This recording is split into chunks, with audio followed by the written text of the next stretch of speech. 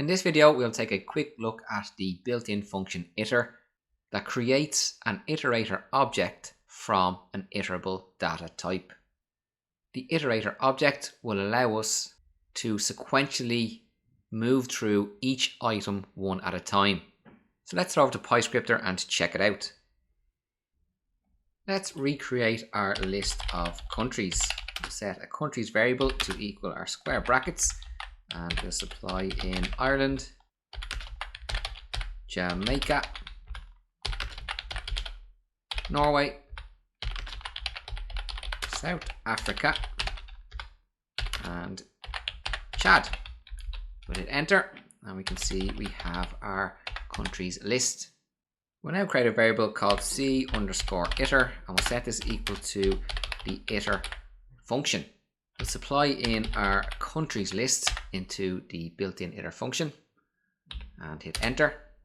Now if we call the c_iter variable, we can see we have an iterator object, a list iterator object.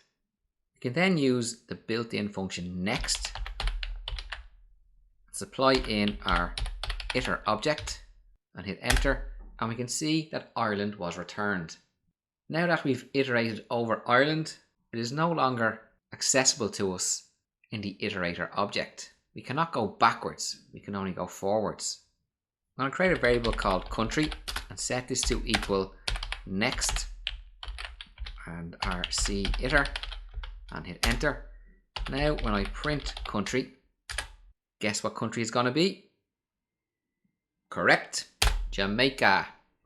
Now while I have Jamaica as country, I can say for char in country, print the char. And we can see we get each letter of Jamaica printed on a different line. I could keep Jamaica held in the country variable and create another variable called country_2 and set that equal to our next c_iter and hit enter. And now we have country 2 and we have Norway. We can perform some tasks on that string. Now I might want to stop iterating through and get what's left of the countries back as a list. I'll create a variable called c_list and I'll set that to equal our built-in list function, and I'll supply in our c_iter and hit enter. And when I print c_list, we can see we are left with our two countries that we did not iterate over from the iterable object, the iterator object. Now if I just call c_iter, we still have that iterable object. I can call next c_iter and we get an error. Once we converted that iterable object back to our list, we stopped the iteration capabilities of our iterator object.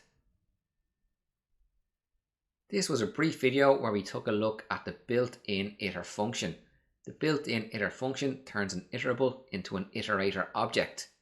We can then use the built-in next function to iterate individually through the items from the iterator object. This will allow us to perform separate processing or analysis on each individual item in the iterator.